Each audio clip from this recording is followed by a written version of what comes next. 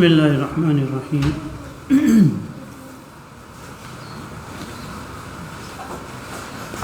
الحمد للہ رب العالمین والعاقبۃ للمتقین والصلاة والسلام علی اشرف الانبیاء والمرسلین وعلی آلہ واصحابہ اجمعین اما بعد۔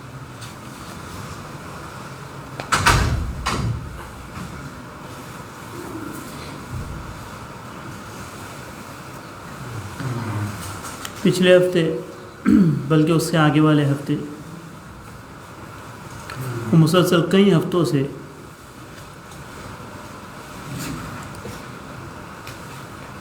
کثرتی طرق الخیر کا باب آپ کے سامنے پڑھا جا رہا ہے، سنایا جا رہا ہے۔ اس باب میں امام نووی رحمۃ اللہ علیہ بتانا چاہتے ہیں کہ خیر کے بہت سارے مختلف راستے ہیں، الگ الگ راستے سے اللہ تعالیٰ انسان اللہ تک پہنچ سکتا ہے۔ اس کے بہت سارے طریقے بتائے گئے، بہت سارے راستے بتائے گئے۔ ان میں سے ایک جو 9ویں حدیث تھی، بلکہ 19ویں حدیث تھی، اس کے اندر یہ بیان کیا گیا تھا کہ کوئی انسان درخت لگاتا ہے، کوئی پودا لگاتا ہے، کوئی پلانٹ لگاتا ہے، تو جو کچھ بھی اس کے اندر سے کھایا جاتا ہے، چاہے انسان کھائے، چاہے جانور کھائے، چاہے پرندے کھائے، کوئی بھی کھائے، لہو صدقۃ، لہو صدقۃ، کہ اس انسان کو، اس پلانٹ لگانے والے کو اس کے اندر سے صدقے کا ثواب ملتا ہے اور ملتا رہے گا۔ اب بعض پلانٹ تو ایسے ہوتے ہیں کہ بھائی انسان اگر کسی نے کوئی پھل نکالا ہے، کوئی فروٹ نکالا ہے تو پتہ چل جاتا ہے کہ، لیکن ایسے ہوتے ہیں کہ اس کے اندر سے کتنے پرندے کھاتے ہیں وہ تو انسان گن بھی نہیں سکتا ہے، تو اس کو یہ احساس بھی نہیں ہے کہ اس کے اندر سے اللہ تعالیٰ اس کو کتنے صدقے کے ثواب دے رہے ہیں۔ بلکہ فرمایا کہ وما سُرِقَ مِنْهُ لَهُ صَدَقَةً، اگر اس کے اندر سے کچھ چوری ہوا ہے، جن لوگوں کو، جو لوگ کاشتکاری کرتے ہیں، جو لوگ کھیڑوت ہیں، جسے ہماری زبان میں فارمنگ کرتے ہیں، ہندوستان پاکستان سے جو تعلق رکھتے ہیں، ان کو پتہ ہے گنا، جب گنے کی سیزن آتی ہے تو بچے گنے نکال کے لے جاتے ہیں، کہ ہم نے بھی بچپن دیکھا ہے ہمارا، جو شوگر کین جس کو کہتے ہیں، تو آنے جانے والا کوئی بھی دیکھتا ہے کہ بھائی اچھی سی شوگر کین لگی ہوئی ہے، بہت ساری یہ لگی ہوئی ہے، تو کوئی بھی نکال لیتا ہے۔ فرمایا کہ اگر اس کے اندر سے چوری بھی ہوتی ہے تب بھی اس لگانے والے کو اس کے اندر سے صدقے کا ثواب ملے گا۔ بلکہ یہاں تک لکھا ہے کہ اس چور کو اگر سزا دی گئی، بہت سی مرتبہ چور پکڑا جاتا ہے، اس کو سزا دی گئی، تو سزا دی گئی اس کے باوجود بھی اس کو صدقے کا ثواب ملے گا۔ بھائی یہ اللہ رب العزت کی ذات ہے۔ انسان، جو لوگ بڑے ہوتے ہیں، بڑے جن کو دنیا میں بڑا کہا جاتا ہے، ان کو راضی کرنے کے لیے کام بھی کیا کرنے پڑتے ہیں؟ بڑے کرنے پڑتے ہیں نا بھائی۔ اگر MBE چاہیے، OBE چاہیے، تو آپ کو کام بھی ایسے کرنے پڑیں گے۔ نشان پاکستان چاہیے آپ کو، تو آپ کو وہ کام کرنے پڑیں گے۔ حکومت سے اگر کچھ لینا ہے، کوئی ایوارڈ لینا ہے، کوئی نام تب جا کے لوگ راضی ہوتے ہیں اور کچھ دیں گے۔ اللہ سبحانہ و تعالیٰ کی ذات دیکھیے، کتنی معمولی سی چیز میں راضی ہو جاتی ہے۔ راستے سے ایک کانٹے والی ٹہنی کو ہٹا دیا، اللہ راضی ہو جاتا ہے۔ تو بھائی کس کو راضی کرنے کی فکر کرنی چاہیے؟ جو اتنی معمولی سی بات میں راضی ہو جائے، اس کو راضی کرنے کی فکر نہیں ہے۔ لیکن اور جن کے پیچھے اپنے چپل گھس دیتے ہیں، جوتے گھس دیتے ہیں، رات دن صبح شام، بلکہ زبانیں گھس جاتی ہیں ان کی تعریفیں کرتے کرتے، پھر بھی وہ لوگ راضی، لیکن پھر بھی ہماری کوششیں انہی کو راضی کرنے میں لگی ہوئی۔ تو چوری ہوتا ہے، اس کے اندر سے بھی ثواب۔ علامہ طیبی رحمۃ اللہ علیہ نے ایک عجیب، حضرت ابو درداء رحمۃ اللہ علیہ، حضرت ابو درداء رضی اللہ تعالیٰ عنہ صحابی رسول ہے، کے متعلق لکھا ہے کہ ایک مرتبہ اخروٹ کا پلانٹ لگا رہے تھے، اخروٹ کا پلانٹ، ابو درداء رضی اللہ تعالیٰ عنہ۔ تو کسی نے پوچھا کہ حضرت کہ یہ تو اخروٹ کا پلان ہے، بڑا وقت لیتا ہے اگنے کے اندر، اور آپ تو بوڑھے ہو چکے ہیں، آپ تو خود اس سے کھانے والے نہیں ہیں، اس کا فائدہ آپ کو تو نہیں ہوگا. تو کہا اسی لیے تو لگا رہا ہوں کہ دوسروں کو فائدہ، اسی لیے لگا رہا ہوں کہ دوسروں کو فائدہ. علامہ طیبی رحمۃ اللہ علیہ ہی نے لکھا ہے کہ ایک بڑے میاں تھے، بزرگ تھے، حدیث کی شرح میں لکھا ہے کہ وہ زیتون کا پلان لگا رہے تھے. زیتون کا جو درخت تھے اندازاً اپروکسیمیٹلی 15 سال لیتا ہے اس گرو ہونے میں. تو بڑے میاں تھے، بڑی عمر کے تھے. تو وہاں سے بادشاہ گزر رہا تھا، اس نے دیکھا کہ آپ اولیو ٹری لگا رہے ہیں، آپ کی تو عمر بھی نہیں ہے کہ آپ اس درخت کو دیکھ سکیں گے، آپ کی تو عمر بھی نہیں ہے، یعنی آپ کے بڑھاپے سے تو لگ رہا ہے کہ آپ نہیں دیکھ سکیں گے اس کا درخت یا اس کا جو پھل ہے وہ آپ دیکھ سکیں گے. تو کہا کہ ہم سے پہلے لوگوں نے لگایا تھا، ہم نے کھایا، آج ہم لگا رہے ہیں تاکہ ہمارے بعد والے کھائے. تو بادشاہ کو اس کی بات بڑی اچھی لگی. بادشاہ نے اس کو 4000 درہم انعام میں دی. 4000 درہم اس کو انعام میں دی. تو وہ بڑے میاں بادشاہ کو کہنے لگے تم کو میرے درخت کے لگانے کے اوپر، پلانٹنگ کے اوپر تم کو تعجب ہو رہا تھا کہ میں بڑی عمر کا والا ہوں، میری عمر زیادہ ہو چکی ہے اور میں پلان لگا رہا ہوں، میں اس کے فروٹ کیسے کھاؤں گا. آپ نے خود دیکھا میں نے ابھی پلان لگایا، اسی پلان سے میں نے ابھی 4000 درہم وصول کر لیے. یعنی انسٹنٹ اللہ نے مجھے اس کا پھل دے دیا، اسی وقت اللہ نے مجھے پھل دے دیا. تو بادشاہ کو اس کی بات اور بھی زیادہ اچھی لگی تو اور 4000 اس کو دیا. علامہ طیبی نے لکھا ہے اس کو 4000 دیے. تو بڑے میاں بادشاہ کو کہنے لگے تمہیں میری پلاننگ پر تعجب ہو رہا تھا، لوگوں کے درخت سال میں 1 مرتبہ فروٹ دیتے ہیں، میرے درخت نے تو ابھی ہی مجھے 2 مرتبہ فروٹ دے دیے، 2 مرتبہ پھل دے دیے مجھے. بادشاہ نے 4000 اس کو اور دیے اور پھر اپنے سپاہیوں کو کہا یہاں سے چلو ورنہ یہ میرا خزانہ خالی کر دے گا.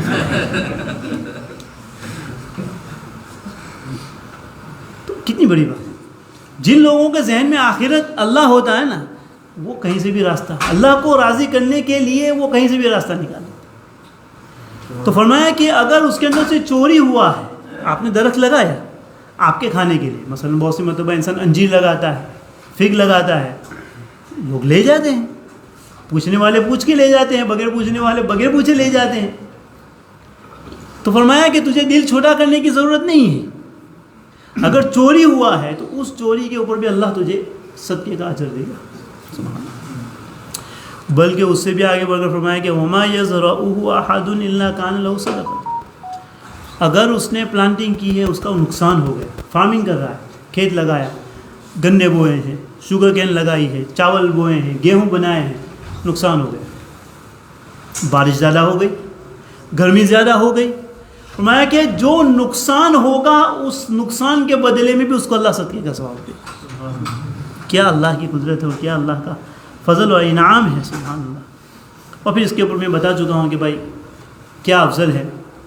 تجارت افضل ہے، یہ 2 ہفتے پہلے اس پر مستقل ہماری بات ہو چکی ہے کہ تجارت، بعض لوگوں نے کہا ہے کہ تاجر افضل ہے، تجارت کرنے والا، بزنس کرنے والا افضل ہے. بعض علماء کی رائے یہ ہے کہ کاشتکار اور کھیتی کرنے والا، فارمنگ کرنے والا یہ افضل ہے. اور دونوں کے اپنے اپنے دلائل ہیں، کیونکہ تاجر کے متعلق نبی اکرم صلی اللہ علیہ وسلم نے فرمایا کہ التاجر الصدوق مع النبیین والصدیقین والشہداء والصالحین، کہ سچا تاجر، آنیسٹی کے ساتھ تجارت کرنے والا، بزنس والا، اللہ قیامت کے دن نبیوں کے ساتھ ہوگا، شہداء کے ساتھ ہوگا، صالحین کے ساتھ ہوگا، اتنا صدیقین کے ساتھ ہوگا. اور بعض لوگوں نے کہا کہ نہیں، کاشتکار زیادہ افضل ہے، کھیتی کرنے والا زیادہ افضل ہے. کیوں زیادہ افضل ہے؟ تو کہا کہ کاشتکار سے بڑھ کر متوکل کوئی نہیں، اللہ کی ذات پر توکل اور بھروسہ کرنے والا کوئی نہیں. کیونکہ کاشتکار تو دانہ ڈال دیتا ہے زمین کے اندر، اب اس دانے کا کیا ہوگا اس کو تو کوئی پتہ نہیں، کیڑے کھا جائیں، چوہے کھا جائے، زمین کے جو ذرات ہیں وہ اس کو کھا جائے، گرمی میں جل جائے، پانی کے اندر بہہ جائے. اب یہ تو بھروسہ کر کے ہوگا، کیونکہ تاجر تو کم از کم یہ ہوگا نا بھائی کہ اگر چلو تجارت نہیں بھی چلی تو جو مال اسٹاک کے اندر پڑا ہے اسی کو بیچ کے کیا کر لیں گے، کم از کم بغیر منافع کے پیسہ تو، یعنی اصل رقم تو مل جائے گی.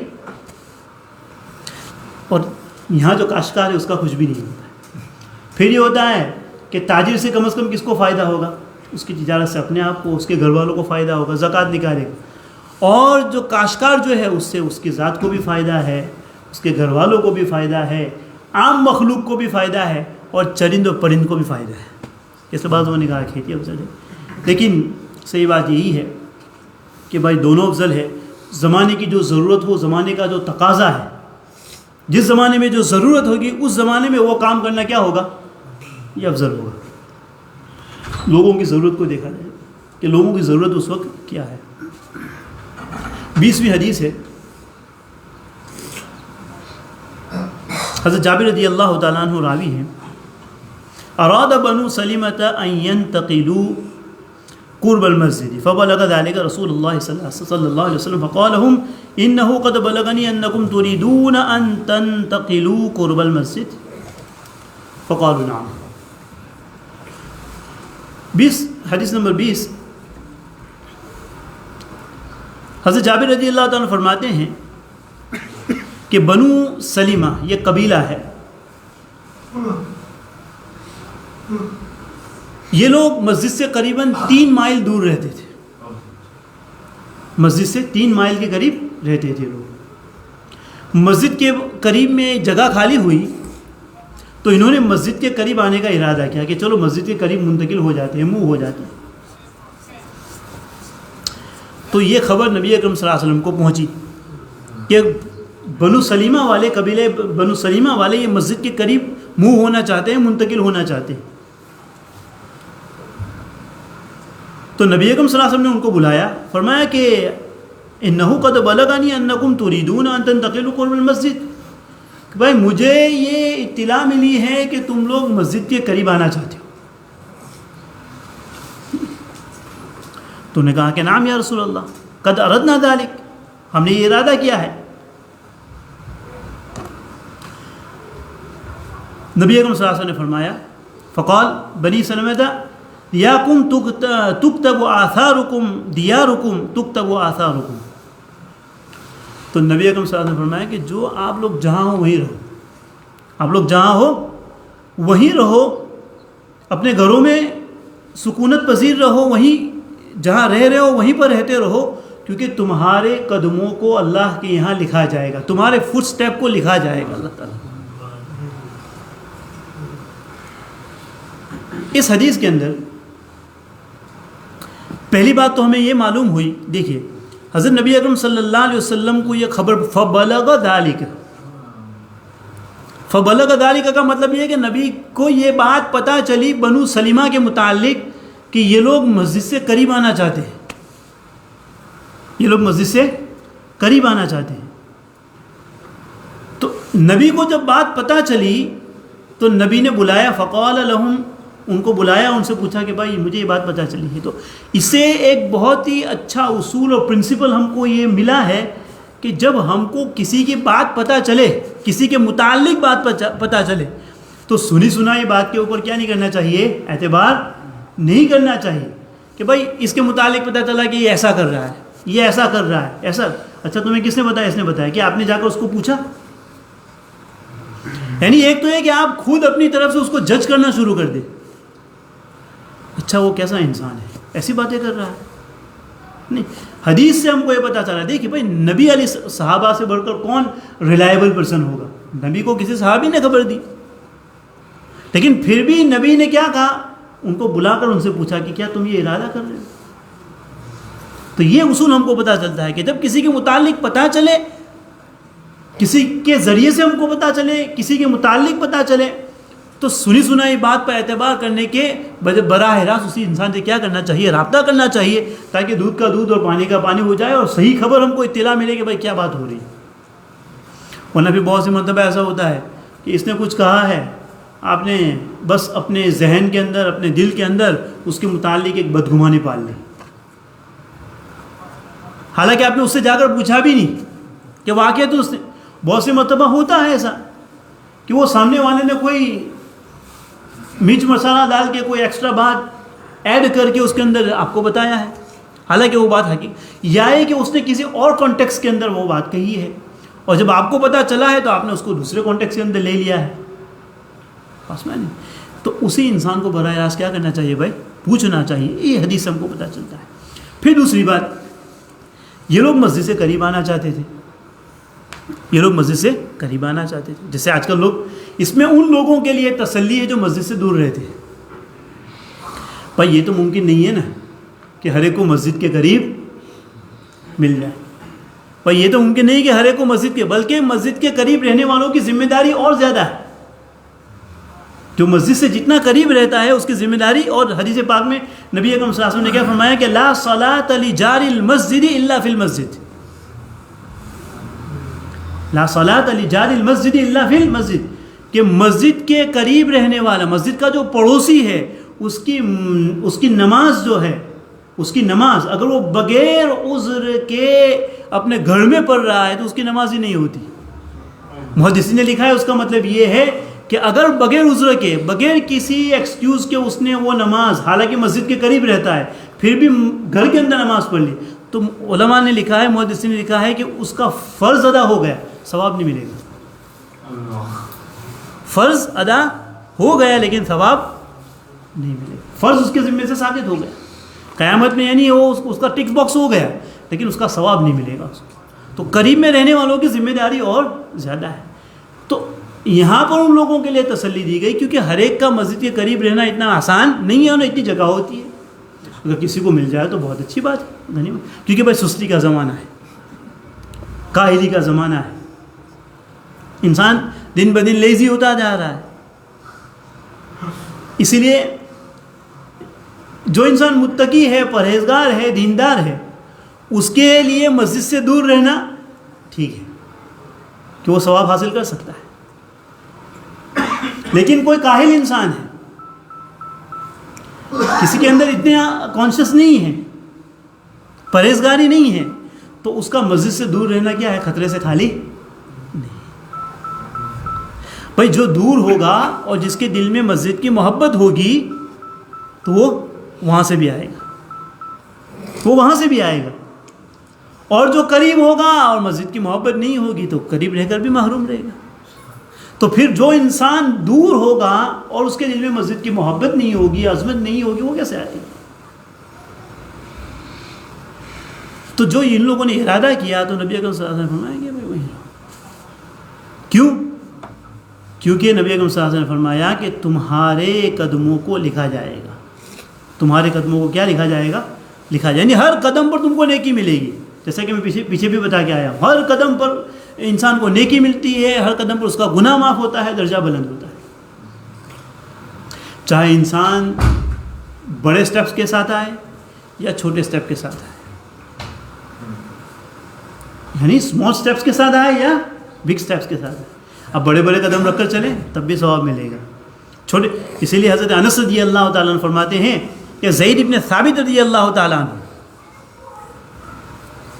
میں حضرت زید ابن ثابت رضی اللہ تعالیٰ عنہ کے ساتھ مسجد گیا تو میں نے ان کو دیکھا کہ وہ چھوٹے چھوٹے قدم اٹھا رہے ہیں، اسمال سٹیپس اٹھا رہے ہیں. یہ تو صحابہ تھے. جس طرح ہم پیسے کیا کرتے ہیں بہت آہستہ آہستہ گن گن کے خرچ کرتے ہیں، یہ لوگ نیکیوں میں ایسے حریص تھے. ان کو نیکیوں کی گریڈ تھی. میں نے کہا جس کے ذہن میں جو چیز ہوتی، ان کے ذہن میں آخرت، اللہ کو راضی کرنا. زید ابن ثابت رضی اللہ تعالیٰ، حضرت انس فرماتے ہیں کہ میں نے ان کو دیکھا کہ چھوٹے چھوٹے سٹیپ اٹھا رہے ہیں تاکہ زیادہ ثواب حاصل کر سکے، تاکہ زیادہ ثواب. تو بھائی جو قریب رہنے والے ہیں وہ بھی یہ فضیلت اٹھا سکتے ہیں، ان کو بھی یہ فضیلت مل سکتی ہے. کیسے مل سکتی ہے؟ چھوٹے چھوٹے قدم سے آئے. جو دور سے آنے والے ہیں ان کو تو ملنی ہی ملنی ہے انشاءاللہ، لیکن اسی نیت کے ساتھ آئے. مسجد کی نیت سے نکلے کہ میں مسجد اسی لیے جاؤں گا، چلتے ہوئے جاؤں گا. چاہے انسان گاڑی میں آتا ہے، موسم پر دور ہوتا ہے انسان، تو وہ اس کی گاڑی کے اس پیٹرول کے اوپر، اس کے چلنے کے اوپر بھی اللہ اس کو اجر دے گا. لیکن ذہن میں یہی بات رکھے، اسی نیت سے آئے کہ بھائی میں دور ہوں لیکن جاؤں گا مسجد، تاکہ میرے ہر قدم کے اوپر، میری ہر پیٹرول کے اوپر، میری ہر حرکت کے اوپر اللہ کی طرف سے مجھے اجر ملے. آگے والی حدیث بھی تقریباً اسی طرح کی ہے. 11ویں حدیث ہے. عن ابي المنذر ابي بن كعب رضي الله تعالى عنه قال كان رجل لا اعلم رجلا ابعد من المسجد منه وكان لا تخطئ صلاة فقيل له او فقلت له لو اشتريت حمارا تركبه في الظلماء وفي الرمضاء فقال ما يسرني أن منزلي إلى جنب المسجد. ابی بن کعب رضی اللہ تعالیٰ عنہ یہ روایت کرتے ہیں کہ ایک آدمی کا گھر جو تھا مسجد سے اتنا دور تھا ابی بن کعب رضی اللہ تعالیٰ عنہ روایت کر رہے ہیں کتنا دور تھا. فرمایا کہ میرا یہ گمان نہیں ہے، یعنی میرے علم میں اس سے زیادہ دور کسی کا گھر نہیں ہوگا، یعنی جتنا مجھے علم ہے کہا کہ وہ سب سے زیادہ دور رہتا تھا. لیکن فرمایا اس کی ایک بھی نماز مسجد کے علاوہ نہیں ہوتی تھی. وہ ساری نماز سب سے دور رہتا تھا لیکن ساری نماز مسجد میں آ کر پڑھتا تھا. تو بہت سے مرتبہ ایسا ہوتا ہے نا بھائی کہ آپ ایک انسان کو دیکھ رہے ہیں کہ بیچارہ کوئی برمنگھم روڈ پہ رہ رہا ہے، کوئی کہاں رہ رہا ہے اور ماشاءاللہ مسجد میں آ رہا ہے نماز، تو پھر چلتے ہوئے آئے بھائی گاڑی لے لو، ہے کہ نہیں. ایڈوائز دیتے ہیں لوگ، یہ دیتے ہیں کہ بھائی گاڑی لے لو یا کسی کو لفٹ کے لیے کہہ لو، کوئی آپ کو بٹھا کے لے آئے گا. تو وہ ابن کعب رضی اللہ تعالیٰ فرماتے ہیں کہ اتنے دور سے آتے تھے، ساری نماز مسجد میں پڑھتے تھے. تو کسی نے ان سے کہا، راوی کو شک ہے یا وہ ابن کعب کہتے ہیں کہ شاید میں نے ہی کہا تھا، کسی نے کہا یا میں نے ہی کہا کہ بھائی گدھا خرید لو، ایک گدھا خرید لو. یہ گدھا اس زمانے کی مرسیڈیز ہے بھائی، ٹھیک ہے نا، گدھا خرید لو تاکہ ترکبوہ فی الظلماء وفی الرمضاء ظلماء، تاکہ تم اگر رات میں دیر سے بھی آنا ہو، مثلاً عشاء کی نماز کے لیے آنا ہو، فجر کی نماز کے لیے آنا ہو، تو رات میں تاریکی میں بھی تم جلدی سے آ سکو، چلنے کے بجائے گدھے کے جلدی پہنچ جاؤ گے. اور پھر رمضائی کہ بھائی جب بہت زیادہ شدید گرمی ہو، سخت موسم ہو، تو اس موسم کے اندر بھی کیا تم جلدی سے مسجد میں پہنچ سکو، آ سکو، تو کوئی گدھا وغیرہ لے لو. ان کو کہا. سبحان اللہ، ان کا جواب دیکھیے. فقال ما یسرنی ان منزلی الی جنب المسجد، کہ تم مجھے گدھے کا سجیشن دے رہے ہو کہ میں سواری بائی کروں، میں رائڈ لے کر آؤں مسجد کے اندر. میں تو اس بات کو بھی پسند نہیں کرتا ہوں کہ میرا گھر مسجد کے قریب ہو. مجھے یہ بات بھی پسند نہیں ہے کہ میں مسجد کے قریب میں آ جاؤں، یعنی میں جہاں ہوں وہیں ہوں اور وہیں سے میں چل کر مسجد آؤں گا. جذبہ. اس کی بات تو دور چھوڑ دیجئے کہ بھائی میں کوئی سواری پر مسجد جلدی پہنچ جاؤں، میں تو اس بات کو بھی پسند نہیں کرتا ہوں کہ میں مسجد کے قریب آ جاؤں. پھر انہوں نے فرمایا کہ انی ارید ان یکتب لی ممشای الی المسجد ورجوعی اذا رجعت الی اہلی. سبحان اللہ. کہا میری تمنا تو یہ ہے کہ میں جب اپنے گھر سے مسجد کی طرف آؤں تو میرا ہر قدم لکھا جائے، میرا ہر قدم اللہ کے یہاں لکھا جائے. ممشای الی المسجد ان یکتب، لکھا جائے ہر ایک. اور پھر اللہ کی ذات ہے، اللہ کی ذات ہے. بھائی آپ کسی کام کرنے والے کو بلائیں گے تو آپ آنے کا کرایہ دیں گے، جانے کا نہیں دیں گے، ہے کہ نہیں. آپ اپنی طریقے سے پہنچ جاؤ بھائی، کام ختم، تو کون اور میں کون. اللہ تو بھائی سارے سخیوں کا سخی ہے، وہ رحمان ہے، وہ رحیم ہے، وہ 70 ماؤں سے زیادہ رحیم ہے. فرمایا کہ صحابی کہتے ہیں کہ میں تو مسجد کے قریب بھی رہنے آنا نہیں چاہتا، میں تو دور ہی رہوں گا تاکہ جب میں آؤں تب بھی میرا ایک ایک قدم لکھا جائے اور واپس میں اپنے گھر کو جاؤں تب بھی میرا قدم لکھا جائے. یہ اللہ ہی کی ذات ہے. آنے پر بھی ثواب اور فارغ ہونے کے بعد جا رہے ہیں تب اس پر بھی ثواب. نبی اکرم صلی اللہ علیہ وسلم کو یہ اطلاع پہنچی، اس صحابی کے متعلق نبی کو جب انفارم کیا گیا ہے کہ ایسی بات ہوئی ہے، فقال رسول اللہ صلی اللہ علیہ وسلم قد جمع اللہ لک ذلک کلہ. اللہ اکبر. کہ نبی اکرم صلی اللہ علیہ وسلم نے فرمایا کہ تیرے لیے اللہ نے ان تمام چیزوں کو جمع کر دیا جس کا تم نے ارادہ کیا، جو تم اللہ سے گمان کر رہے ہو، وہ ساری چیزوں کو اللہ نے تمہارے لیے جمع کر دیا. سبحان اللہ. یہ ہو گئے دوسرے. آگے چلیے. 12ویں حدیث. نبی محمد بن عبداللہ بن عمرو بن العاص رضی اللہ تعالیٰ عنہما قال قال رسول اللہ صلی اللہ علیہ وسلم 40 خصلة اعلاها منیحة العنز ما من عامل يعمل حصلة منها رجاء ثوابها وتصديق موعودها إلا دخله الله بها الجنة. عبداللہ ابن عمرو بن العاص رضی اللہ تعالیٰ عنہ سے روایت ہے، نبی اکرم صلی اللہ علیہ وسلم نے فرمایا کہ 40 خصلتیں ایسی ہیں، 40 عادتیں اور 40 مینرز، 40 کرنے کے کام ایسے ہیں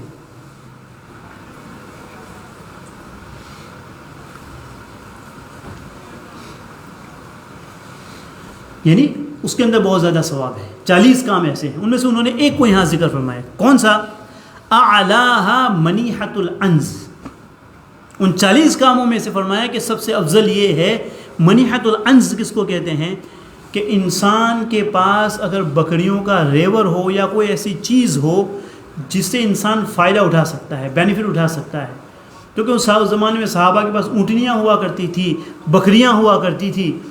تو نبی اکرم صلی اللہ علیہ وسلم نے فرمایا کہ اگر آپ کے پاس بہت ساری بکریاں ہیں جو دودھ دینے والی ہو، تو آپ نے اپنے کسی ساتھی کو جو ضرورت مند ہو، آپ نے اس کو کہا کہ بھائی میرے پاس بہت ساری بکریاں ہیں اور ماشاءاللہ سب دودھ دینے والی ہے، آپ ایسا کرو ایک بکری لے جاؤ. یہ بکری کیوں لے جاؤ؟ تاکہ آپ اس کے اندر سے دودھ نکالتے رہو اور دودھ نکال کر اپنا گزران چلاتے رہو، اپنے گھر والوں کو پلاتے رہو، خود بھی فائدہ اٹھاؤ، گھر والوں کو بھی فائدہ پہنچاؤ.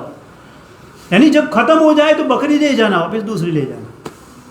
بکری تمہاری نہیں ہے، آپ اس سے فائدہ اٹھاؤ. تو نبی اکرم صلی اللہ علیہ وسلم نے فرمایا کہ یہ سب سے اعلیٰ خصلت ہے کہ آپ نے کسی کو اس کو فائدہ اٹھانے کے لیے دے دیا. 2 چیزیں آپ کے پاس پڑی ہوئی ہے، پر کیا آپ ایک لے جاؤ. جب تک آپ کو ضرورت ہے آپ اس کو استعمال کرتے رہنا، اور جب آپ کی ضرورت ختم ہو جائے دے دینا.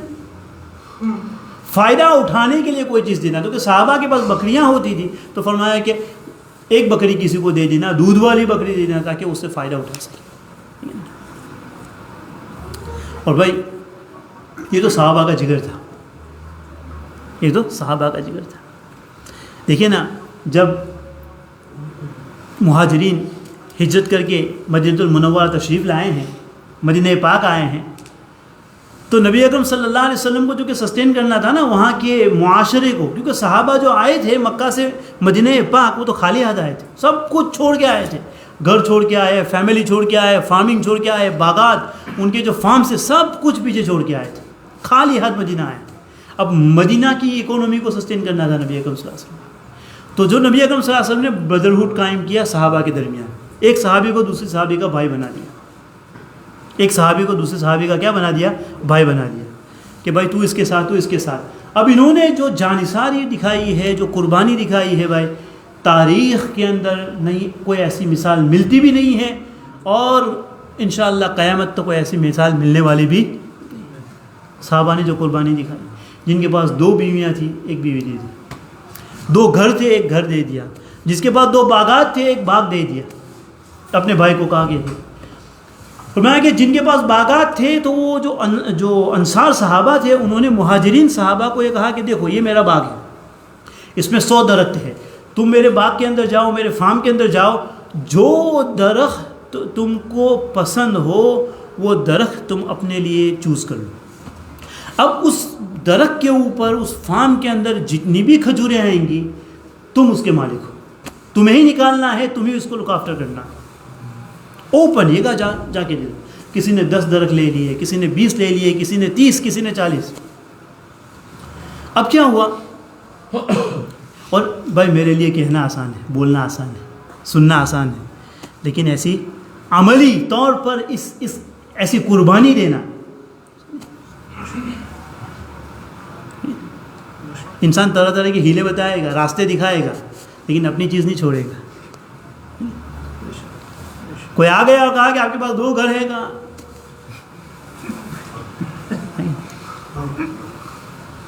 یہ صحابہ کے علاوہ کوئی نہیں کر سکتا.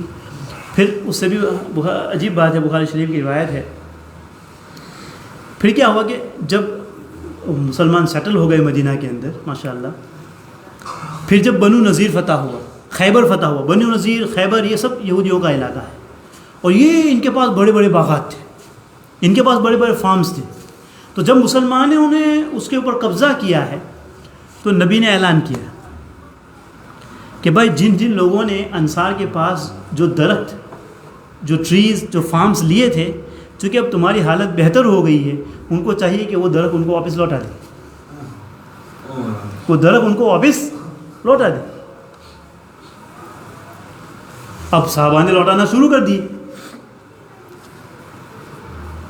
یہ بھی ایک امانت کی عجیب مثال ہے کہ آپ کسی چیز کے 20 سال آپ کے پاس وہ قبضے میں رہی ہو, 10 سال آپ کے قبضے میں رہی ہو, اور پھر آپ سے کہا جائے کہ اس کو چھوڑ دو, تو ایک آواز پر انسان چھوڑ دے اس کو.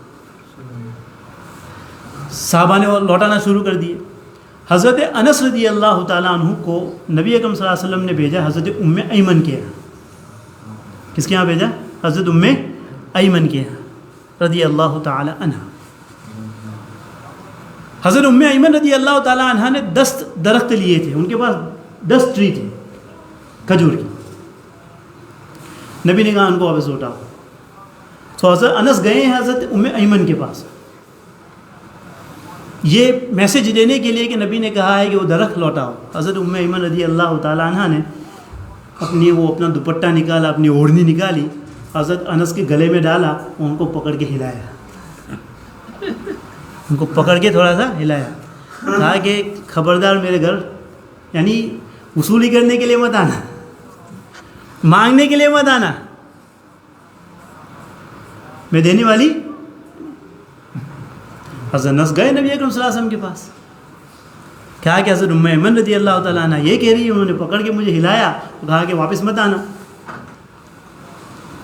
ہائے ہائے نبی اکرم صلی اللہ علیہ وسلم تشریف لے گئے. کچھ حضرت ام ایمن کو آنے بتایا نبی کی رضائی ماں ہے, نبی نے ان کا دودھ پیا ہے, نبی نے ان کا نبی کی رضائی ماں. نبی تشریف لے گئے حضرت ام ایمن کے پاس. دیکھیے ماں کا احترام, یہ تو رضائی ماں ہے, حقیقی بھی نہیں جن سے صرف نبی نے دودھ پیا ہے. یہ رضائی ماں کا احترام دیکھیے نبی کے پاس سے. کہا کہ آپ درخت کو واپس فرما دیجیے, تو کہا کہ نہیں دوں گی. تو کہا کہ میں آپ کو ایک کے بدلے میں 2 دوں گا. آپ یہ جو جس کے درخت ہیں, جس انصاری صحابی کے ہیں, آپ ان کو دے دیجئے, میں آپ کو ہر درخت کے بدلے میں 2 دوں گا. نہیں, ماں ہے, ماں رضائی ماں ہے. کہا کہ 3 دوں گا, 4 دوں گا, ایک درخت کے بدلے میں 4, 5, یہاں تک کہ وہ راضی ہوئی ایک کے بدلے میں 10, ایک درخت کے بدلے میں 10 درخت. حضرت نبی اکرم صلی اللہ علیہ وسلم نے وہ 10 درخت لیے ہیں ان صحابی کو دینے کے لیے, اور اس کے بدلے میں خود نبی اکرم صلی اللہ علیہ وسلم نے اپنے مال سے اپنی ماں کو راضی کرنے کے لیے کتنے درخت دیے ہیں؟ 100 درخت. یہ ہے ماں کا احترام, حقیقی بھی نہیں ہے, رضائی ماں ہے, رضائی ماں. احترام دکھانا تھا, دنیا کو یہ سبق دینا تھا کہ اپنی ماں کا احترام کرو, اور یہ میسج دینا تھا کہ بھائی اپنے بیٹوں کو اپنی ماؤں سے الگ نہ کرو. ایسا ہوتا ہے, بیٹا ہے, ماں کا فرما بردار ہے, جس ماں نے 40 سال اس کو اپنے ہاتھ سے کھلایا ہے, 50 سال اپنے ہاتھوں سے کھلایا ہے. ایک نئی نویلی بہو آتی ہے گھر میں, اور پھر وہ آ کر کہتی ہے کہ تیرے بیٹے کو میں لے جاؤں گی, تو اس سے میں الگ کر دوں گی, ہم تو الگ ہو جائیں گے. نہیں, تو مجھے کم وقت دے رہا ہے, تو اپنی ماں کو زیادہ وقت دے رہا ہے. کاش ہمیں ماں کا احترام پتہ چل جائے, ماں کا مقام پتہ چل جائے. بلکہ اس سے بھی آگے بڑھ کر مسلم شریف کے اندر یہ بات آتی ہے, حضرت اویس قرنی رحمۃ اللہ علیہ, حضرت اویس قرنی یمن کے اندر قرن کے رہنے والے تھے. نبی اکرم صلی اللہ علیہ وسلم کو میسج بھیجا کہ میں آپ کی خدمت میں آنا چاہتا ہوں, اجازت ہو دو. دیکھا نہیں ہے, نبی کو دیکھا نہیں ہے, کہا کہ میں آپ کی خدمت میں آنا چاہتا ہوں, اجازت ہو دو. لیکن فرمایا کہ میری ماں زندہ ہے, میری ماں کی خدمت کرنے والا, اس کی لک آفٹر کرنے والا کوئی نہیں. اب 2 چیزیں ہیں, یا نبی کے پاس آ جائیں, نبی کو دیکھ کر صحابی بن جائیں, ایک طرف صحابی ہے, اور ایک طرف ماں کی خدمت ہے. بھائی اب دونوں کو کمپیئر کریں تو صحابیت کا مرتبہ کتنا بڑا ہے. صحابیت کا مرتبہ کتنا بڑا ہے. نبی علیہ السلام نے جب یہ پڑھا کہ تمہاری ماں زندہ ہے، ان کے لک آفٹر کرنے والا کوئی نہیں ہے، نبی علیہ السلام نے فرمایا کہ تم اپنی ماں کے پاس رہو، ان کی خدمت کرو، یہاں آنے کی ضرورت نہیں. صحابیت کے اتنے بڑے مقام سے نبی نے ان کو محروم رکھا صرف ماں کی خدمت کی وجہ سے، ورنہ وہ آتے تو صحابی بن جاتے نا. اب یہاں پر محدثین نے 2-3 منٹ انشاءاللہ بات ختم ہو گئی. یہاں پر محدثین نے یہ بات یعنی یہ مسئلہ اٹھایا کہ نبی نے ان کو کیوں محروم رکھا.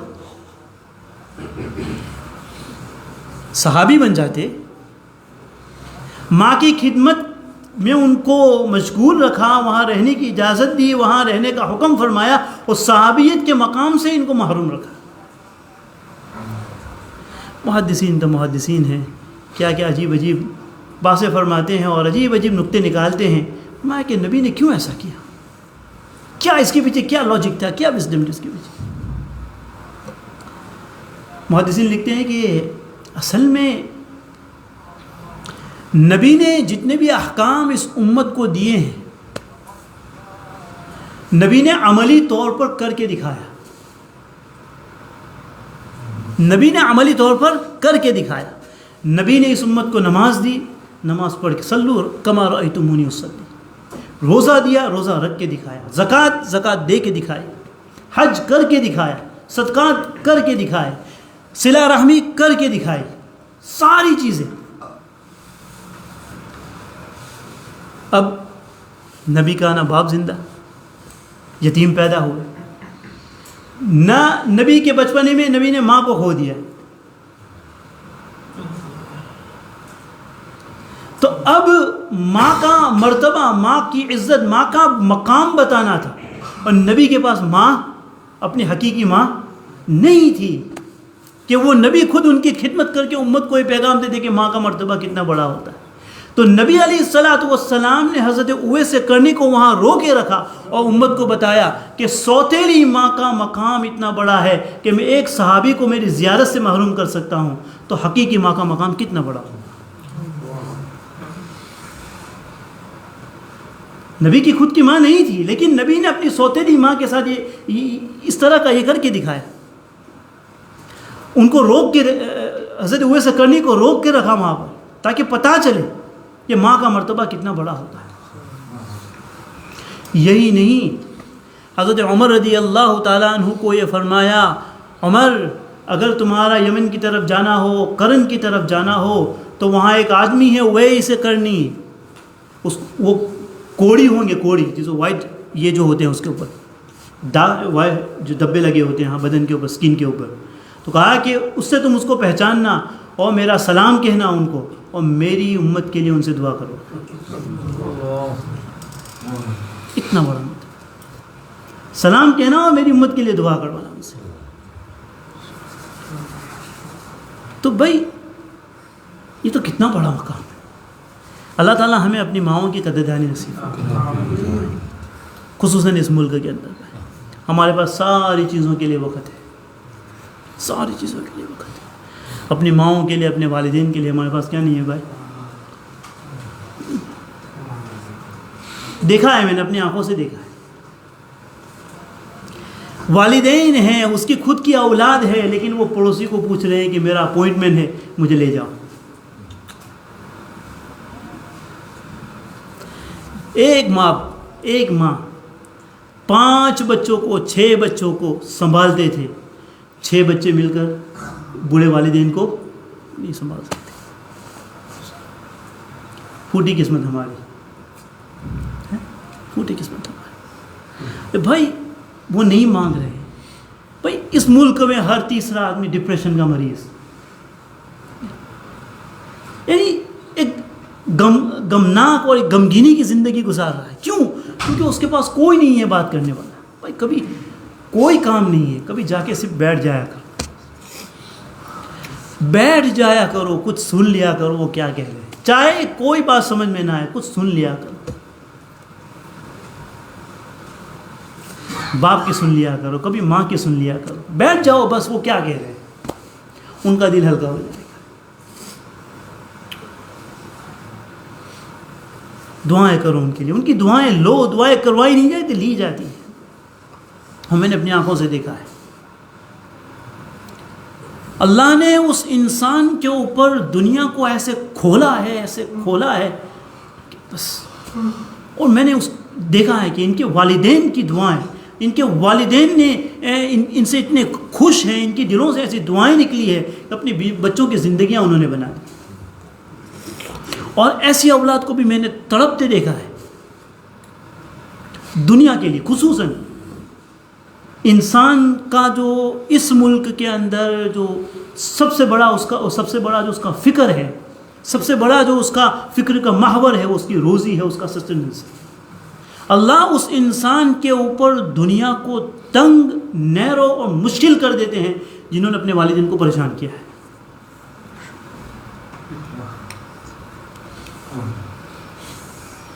بھائی وقتاً فوقتاً معافی مانگ لینا چاہیے، کسی طرح ان کو راضی کر لینا چاہیے۔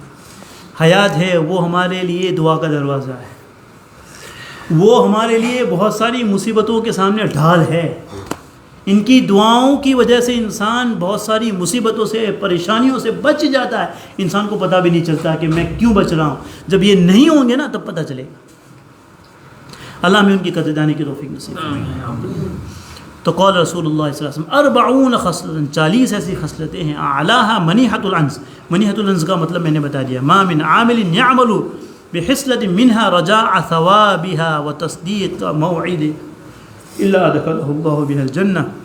تو جو شخص بھی انہی میں سے کسی خصلت پر ثواب کی امید کرتے ہوئے اور اس کے وعدے کو سچا جانتے ہوئے عمل کرتا ہے، اللہ تعالیٰ اس کو جنت میں داخل فرمائے گا۔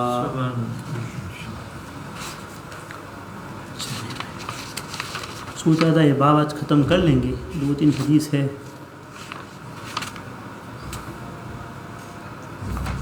چلیں انشاءاللہ اگلے ہفتے پڑھ لیں گے، اللہ نے چاہا۔ درود شریف پڑھ لیجیے۔ اللہم صل علی محمد، سبحان اللہ، سبحان اللہ۔